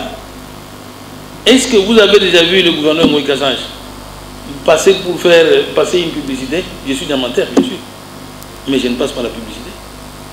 J'estime que mon nom est connu. Je suis acheteur, si je suis bon acheteur, ça va. Bon, conjointement avec le CESAC, les autres, on s'est dit on ne peut pas, même la société civile. Il y a le passage lors d'un séjour du chef de l'État ici à Mbuji-Mayi. J'étais chez lui, dans sa maison, sa résidence temporaire. Il ouvre la télévision, comme ça, il démarre. Il dit, il me dit, monsieur le gouverneur, chez vous, c'est tout ça. Votre télévision, c'est seulement les diamants. Diamants. Mais si, il y avait... C'est quoi? J'étais gêné. Tout visiteur qui vient. Monsieur le gouverneur, c'est quoi? Si vous ne le savez pas. Voilà, on s'est dit qu'il faut réglementer. D'ailleurs, j'en viens, je crois que la Airtop, si la Airtop fait des bêtises pareilles, moi j'étais surpris, j'ai ouvert la télévision il y a quelques jours, 3-4 jours. Toutes les publicités passent là-bas, des diamants. Je vais tout simplement sanctionner. On va sanctionner. On va sanctionner. On sait tout ce qui se passe. Quand on prend une décision, une mesure, il faut que cette mesure soit respectée par tous. Donc là, je m'adresse à la Airtop et toutes les autres chaînes qui s'évertuent à faire des publicités à la longueur des journées. Écoutez, on va sanctionner. Je suis mon ministre des médias, j'appellerai les organes attitrés dans ce sens-là pour sanctionner. Ça ne doit pas se faire. Donc là, j'ai vu qu'on s'attaque, que le gouverneur dit que ça prend des mesures qui les favorisent et qui défavorisent les autres. Et tout ça, je ne sais pas, ça me favorise à quoi? Parce que moi-même, étant diamantaire, je pouvais passer mes publicités pour avoir les diamants. Mais je crois que les diamants ne viennent pas par là. Très dernièrement, j'ai vu un jeune homme qui vient me voir. Il me dit, Excellence, moi j'ai travaillé chez quelqu'un, ces jeunes diamantaires. J'ai trouvé bon d'évoluer moi-même. Et je travaille chez moi. Je ne suis même pas à Kalalangue, je travaille chez moi. Mais tous les jours, mon patron de là où j'étais ne fait que m'insulter, m'injurier. Des injures directement à mon endroit. Et ça passe dans vos publicités ici. Vous pouvez imaginer, je sais même quand je parle, si vous réfléchissez bien, vous pouvez découvrir ce que j'ai dit. Et ça, nous allons l'admettre. On ne peut pas l'admettre. Un gouvernement responsable ne le ferait. Même si, quand j'étais diamantaire, je ne me suis jamais attaqué dans mes publicités à quelqu'un. Il y avait une chanson, tout simplement, qui passait quelques minutes. C'est la publicité. Ce qui se passe maintenant, c'est des injures, c'est des, comme on dit en lingala, des mbois qu'elle a. Des choses. Faites votre publicité, dites que vous avez de l'argent, vous pouvez acheter les diamants, vous donnez de bons prix. Ça se comprend. Et à des timings indiqués, bien indiqués. Pour que ça ne touche pas sur le mental de notre population. Parce que nous avons besoin que cette population soit éduquée. À quoi sert bon d'évoluer dans les diamants si vous ne connaissez même pas la gestion? Aujourd'hui, beaucoup de choses, beaucoup de perturbations que nous connaissons, c'est parce que nous avons des jeunes gens qui n'ont pas étudié, qui vont dans les mines, ils attrapent les diamants. Il a le diamant aujourd'hui, 100 000 $, demain ou après-demain, il n'en a pas. Il a déversé ce montant-là dans le marché, il achète des choses comme ça, comme un fou. Je connais un garçon qui a attrapé son diamant, une pierre de 12 carats. Non, même pas 12, 20 carats. Et il attrape la pierre, il va chez une femme, quoi ça, elle est libre, une femme prostituée. Il va là-bas dormir. Il garde d'abord le diamant, tout ça. Il dort, il a bu, dépassé. Il dort chez la femme. Et du coup, le matin, la femme prend la pierre. Elle va vendre. Il s'est drogué. Il a de trop. Puis, lui ne voyait pas l'importance du diamant. Vous voyez l'importance de l'instruction? S'il est instruit, il connaît l'importance de l'argent. Il a au moins une notion de la gestion de l'argent. Moi, je suis passé par là. Mais on avait au moins le minimum. Je suis sauvé parce que j'avais l'instruction. Je sais que, bon, quand j'ai cet argent, le premier réflexe, c'est d'ouvrir un compte en banque. J'ai ouvert un compte en banque et j'ai commencé à développer mes activités parce que j'avais des notions. Doit-on laisser pourrir notre communauté, de périr notre communauté, périr, laisser passer notre jeunesse? Non, en tant que responsable, nous avons pris des mesures, pas destinées à l'endroit de quelqu'un. Mais curieusement, pourquoi on n'en parlait pas?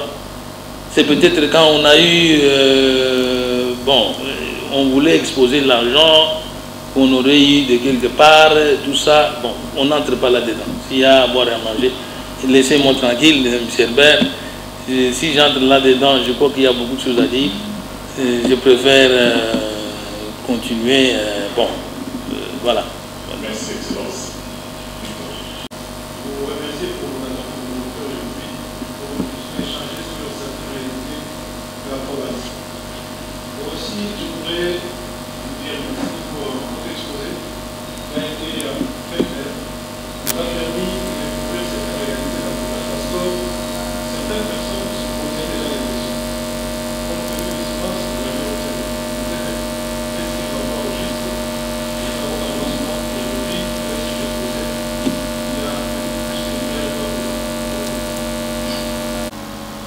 Votre première préoccupation, c'est celle des implications. Ce ne sont plus les milices de Kamwena Sapou, mais ce sont les enfants de coin qui sont influencés par les chefs coutumiers, les chefs de groupement. Et pourquoi c'est là? Voilà ma réponse. Non. Ces gens adhèrent à un mouvement.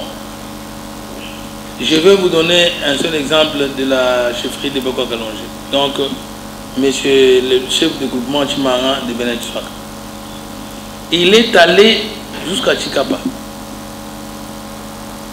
s'adhérer à ce mouvement-là. et on lui a donné, dans le groupe, il n'y a pas que les enfants de coin. Même parmi ceux qu'on a arrêtés, il y en a qui viennent de Bassala, il y en a qui viennent de Kamiji, il y en a qui viennent de Baketa.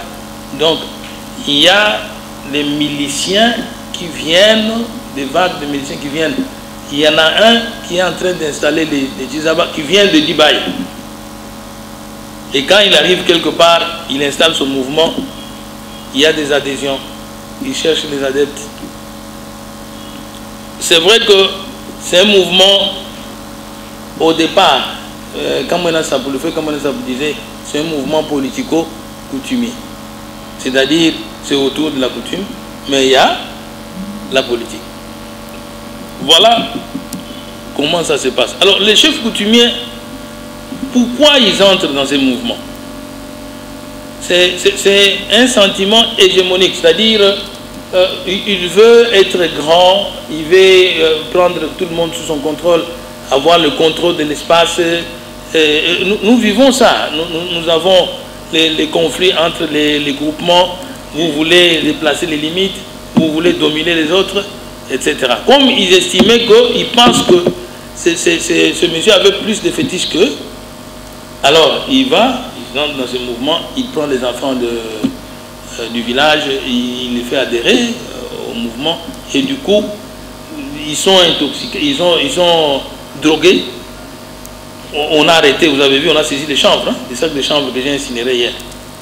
Donc, il y a, je dirais même, 5-6 tonnes de chanvre qu'on a saisi auprès des mains des miliciens à Benampour. Et quand les garçons vous racontent des histoires, il est prêt même, il dit, ce monsieur-là, même si je vois comment il est comme ça, je ne sais pas ce que je peux lui faire, je peux les déchirer. Parce qu'on nous a menti, on nous fait croire qu'il faut toucher l'herbe comme ça, que vous disparaissez quand vous citez seulement au nom de mes kakou, au nom de comment ça vous disparaissez. Il dit, mais voici, on m'a arrêté. Vous voyez? Donc, c'est ce qui se passe. Chimanga est allé à Chikapa chercher l'histoire, donc il veut faire de son coin là la chefferie. Comme ça, il ne suit même pas les rites coutumiers. Non, pour lui c'est bon, il faut que Kamana me fasse chef de la chefferie. Et il va chercher l'histoire et il fait adhérer les gens, les enfants sont par force. Hein? Je veux vous dire même que vous dévoilez qu'il a même fait adhérer les croyants, les gens qui prient dans une église. Et il apparaît, il les oblige. Il fait les cérémonies, tout ça. Ils deviennent les Kamanasa. C'est grave, c'est vraiment grave. C'est des crimes très très très graves. Ça, c'est ce qui s'est passé. Et d'ailleurs, votre deuxième question est très à la même chose. Les enfants qui entrent dans le mouvement, qui s'adhèrent, et le conseil à donner, c'est-à-dire qu'il ne faut pas, j'attire l'attention de notre population. Ceux qui sont arrêtés reconnaissent maintenant qu'on les a trompés. Ils regrettent tout ce qui se passe. C'est une destruction de notre espace. On ne peut pas. D'ailleurs, quand on suit l'histoire des Balouba, c'est le temps d'en parler. Il y a eu les Bachoko qui sont venus ici chez nous, qui le même sentiment hégémonique. Et ils connaissaient l'arme avant. Hein? Ils connaissaient l'arme avant. Les Moulouba ne connaissaient pas l'arme. Les Tchoko, quand il est arrivé, les Moulouba venaient quand on prenait, vous voyez, l'arme devant, il y a ces petits. Mais c'est là que la balle sort. Donc, les Moulouba, quand on entendait ça, ils venaient et les Mouchok les tuaient. Ils fouillaient le bas le dos de l'arme. Alors ils mouraient. Un d'entre eux éveillé a dit, hey, comment nous mourons comme ça? Ils ont compris que c'est à travers les tuyaux là que ça sort commun. Ils se sont organisés pour se fabriquer une autre arme qu'on appelle les monts bouillis, des choses comme ça. Mouchoko est arrivé, il croyait qu'il ferait la même chose chez les Louba. Il a trouvé que les Louba ont compris que ça tire à travers les tuyaux. C'est ainsi que vous dites Mouchoko Chakabi. Quand le Mouchoko est arrivé la deuxième fois, on l'a décimé. Selon notre histoire, il y a eu ici un chef qui venait de Moutamba, qui s'Alumpung, qui venait de Kanyo, qui prenait ici les Louba, ils sont allés en esclavage, ils venaient. Il y a des villages entiers à Louba ou là-bas, les villages des Louba. Quand vous allez vous trouvez les villages de Louba, mais c'était des esclaves pris par Lumpung. Et les Louba s'est développé, il a développé un sentiment. Ils sont allés tous, parce que les Balouba viennent, tous ils sont passés par Kabeda Ilung, ils sont venus avec Kabeda Ilung. Kabeda Ilung c'est l'ancêtre de Bakwakalonge. Alors c'est là que le Moukwang est venu, les Moukwang Sumpi, tout ça, et Kalonge est resté avec, il y avait Mukendi et les autres. Alors, les Boko-Kalonji sont restés. Quand il y a des problèmes, ils vont tous, ils se retrouvent chez les Boko-Kalonji. Ils sont allés à Tibat, tous les loups, parce qu'ils en avaient marre. Dès là, ils ont fabriqué, il y a eu le Chiamba Wakachi. On a les chefs Mutombukachi à l'époque, il a fabriqué quelque chose, une femme blanche qui a marché, on l'a vu passer. C'est une histoire réelle. Il est passé par Katanda, on l'a vu partir à Kabinda, il est arrivé jusque chez Lumpung. On l'a vu, on l'a enregistré. Madame la blanche, la belge, on l'a vu, on l'a enregistré. Femme blanche, tout ça. Et il entre dans la résidence. Lumpung tombe amoureux de la femme. Bon, il l'enferme quelque part, tout ça. La femme disparaît. L'homme blanc suit la femme. Où est la femme? Elle est passée, jusque le cahier d'enregistrement. La femme est passée. Où est la blanche qui est entrée chez vous? Bon, on l'arrête. Pour le pendre, pour le tirer, ça ne passait pas. On essaye, l'homme disparaît. On essaye de le pendre, on ne réussit pas. Quand j'ai quitté Tibat, il est allé jusque-là. Quand il est arrivé, c'est en ce moment-là qu'on a pendu Lumpung. Ça arrive. Les gens là, c'est quelque chose de démoniaque. Vous voyez, bon, il est puissant, il peut prendre. Mais il faut développer des sentiments. Dire non, on n'accepte pas ça. C'est ce que tu veux dire. Kanyinda, chef de Bakonsum, il n'a pas accepté ça. Ce n'est pas arrivé chez lui. Et maintenant, tous les autres viennent chez lui pour qu'il essaie de les sauver. C'est comme ça que nous souhaitons que nos chefs coutumiers soient des chefs coutumiers de développement, de protection de nos villages. Donc nous condamnons ça et je demande à notre population de ne pas céder. Même au village, on vous trompe. Gardons nos villages, gardons nos groupements, gardons notre province jalousement. Nous avons besoin de la paix. Sans la paix, on ne peut rien faire. Bon, on a suivi tous les déclarations du jeune homme. Mais est-ce que... Bon, ça s'appelle en droit allégation. Les allégations. C'est la justice maintenant qui rétablit les responsabilités. Les garçons sont mis à la disposition de la justice. La justice doit interpeller qui elle veut et à travers la justice, la vérité va s'éclater. C'est ainsi qu'on va déterminer la culpabilité des uns et des autres. Donc on n'hésitera pas d'arrêter un de ces 4 matins si vous voyez un chef en circulation. Donc ça, c'est déjà au niveau de la justice. Pour les libérer ou et puis est-ce qu'ils sont en vie?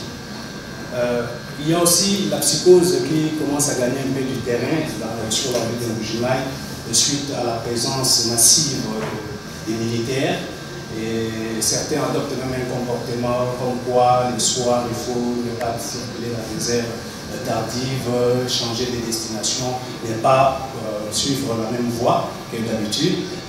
Selon vous, est-ce que cette psychose ou bien cette peur est justifiée? Vous avez parlé tout à l'heure de 2,50 millions qui restaient, je pense que 2,50 millions francs qui restaient. 2,50 millions. Ok. Voilà.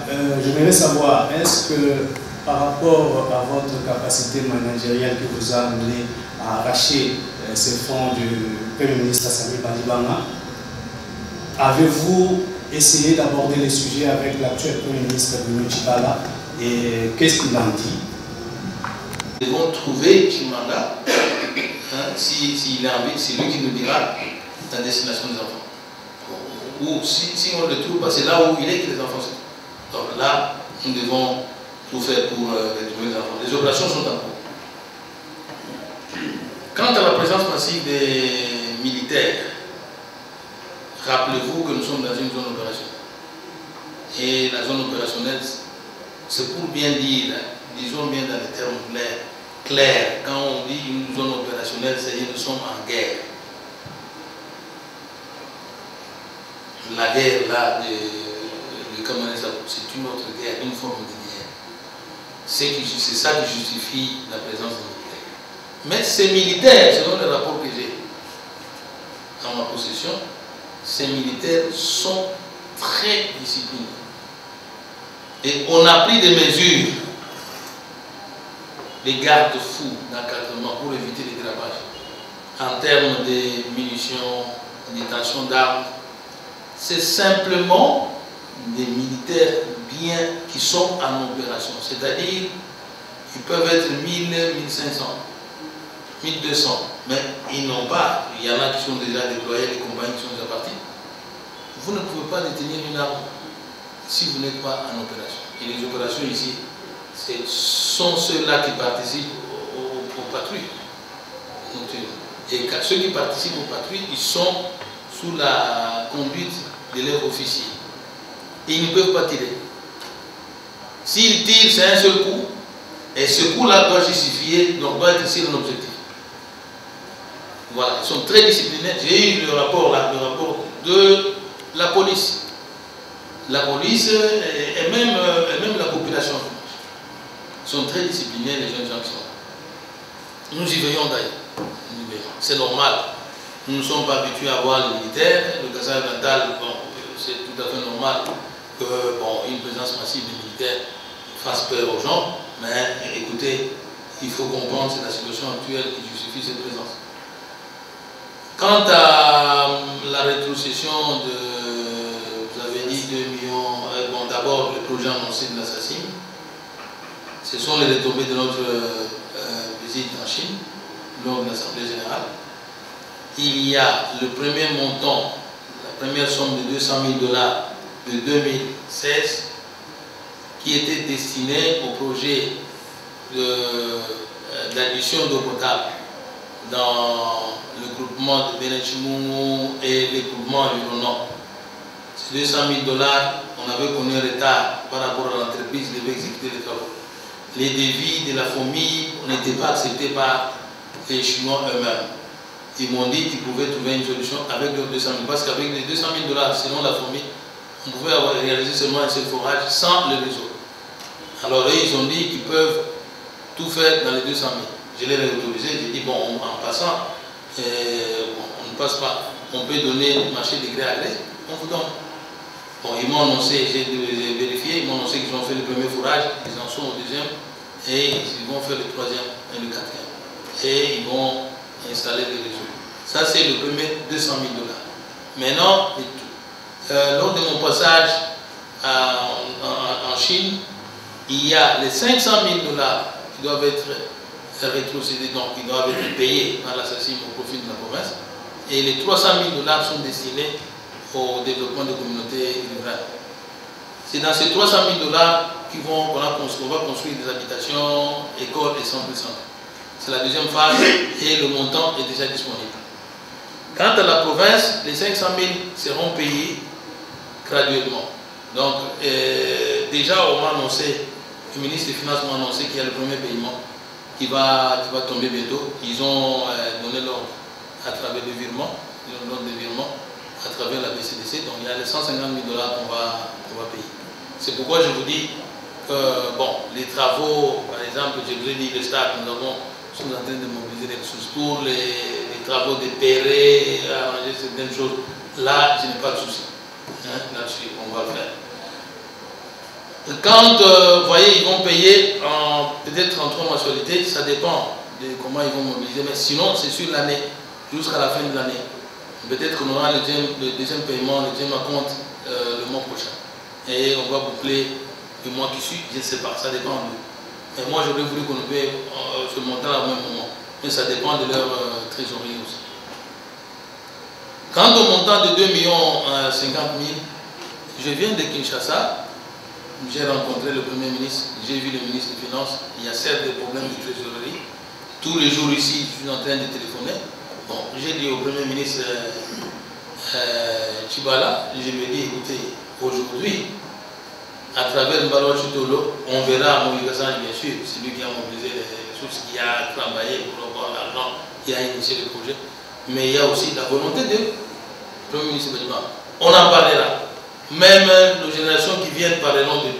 Il lui dit, vous aussi, vous êtes là. Il faut faire quelque chose. Il a déjà écrit. Il a écrit au ministre des Finances lui demandant de payer ce montant. Non seulement ça, il y a d'autres projets aussi. Et nous avons discuté avec lui. Ça va être payé. Merci.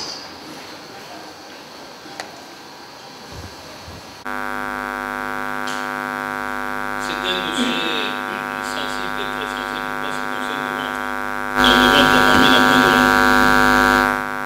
Mais c'est la conséquence négative du phénomène de menace. Nos villages sont affectés. Il y a pratiquement à l'une qui n'ont pas cultivé. Une bonne partie de la production du maïs ne vient pas. Nous avons Lukuta, nous avons Mouloulou, nous avons Kandakanda, nous avons tous ces villages. Rien du tout. Bien. Nous-mêmes, dans une partie Tijiba, n'en parlons pas. Il y a eu avant Kabé-Gamon qui était affecté, tout ça. Tout ça, ça influence le marché du maïs. Donc ce qui est rare et cher, il suffit que le maïs devient de plus en plus rare. Que dire de ceux qui pouvaient venir des autres villages de Luisa, parce qu'il y a toujours une bonne partie qui venait de là. Luisa, ne parlons pas de Machala, Banabatumba, tout ça, tout ce coin est affecté par la milice. Ils n'ont pas cultivé, nous n'avons pas le maïs. Ajouter à cela, ceux qui continuent à entretenir les phénomènes, qui qu'ils soient, je crois que je dois être sévère là-dessus. Et là, j'ai aussi le temps. Je sais de quoi je parle. Il y en a, le peu de maïs qu'il y a, qui entretiennent les phénomènes diamants. Il y a certains dépôts qui font ça. J'ai le rapport, je m'entretiendrai avec le président de l'Assemblée là-dessus. Il est aussi, lui, catégorique. Même les députés, les honorables députés, ils ont réagi. C'est lui qui entretient ce phénomène. Il est vraiment contre les panissements du peuple escassaï. Donc, je veillerai là-dessus. Voilà les raisons qui justifient la hausse du prix. Nous devons restaurer la paix comme solution. C'est la paix que nous sommes en train de restaurer. Nous devons sortir la population de la bourse. Parce que la période des semis, la saison va commencer bientôt. Il faut que l'on aille au champ pour produire en abondance et manger assez. Quand on aura une grande production sur le marché, les prix vont baisser demain. Voilà ce qu'il y a. Et lutter contre les phénomènes diamants. Nous avons une mission économique sur le marché, dans les marchés, qui travaillent. J'attire l'attention des administrateurs de marché et de tous les détenteurs de dépôts qui entretiennent ces phénomènes, qu'on sera très sévère là-dessus. Et que la mission fasse son travail. Et les récidives doivent être vraiment punies sévèrement. Merci beaucoup, Excellence, Monsieur le Gouverneur. Nous venons pratiquement d'accomplir près de près de 2 heures de temps d'entretien avec vous. Pour votre presse, c'est pratiquement un motif de joie et de fierté, parce qu'on ne peut s'entretenir qu'avec quelqu'un à qui on accorde l'importance. Merci pour cet intérêt que vous avez offert. Merci pour l'exposé. Tout ce qui me reste, c'est, je crois, demander aux professionnels des médias de fermer leur caméra et ensemble, nous allons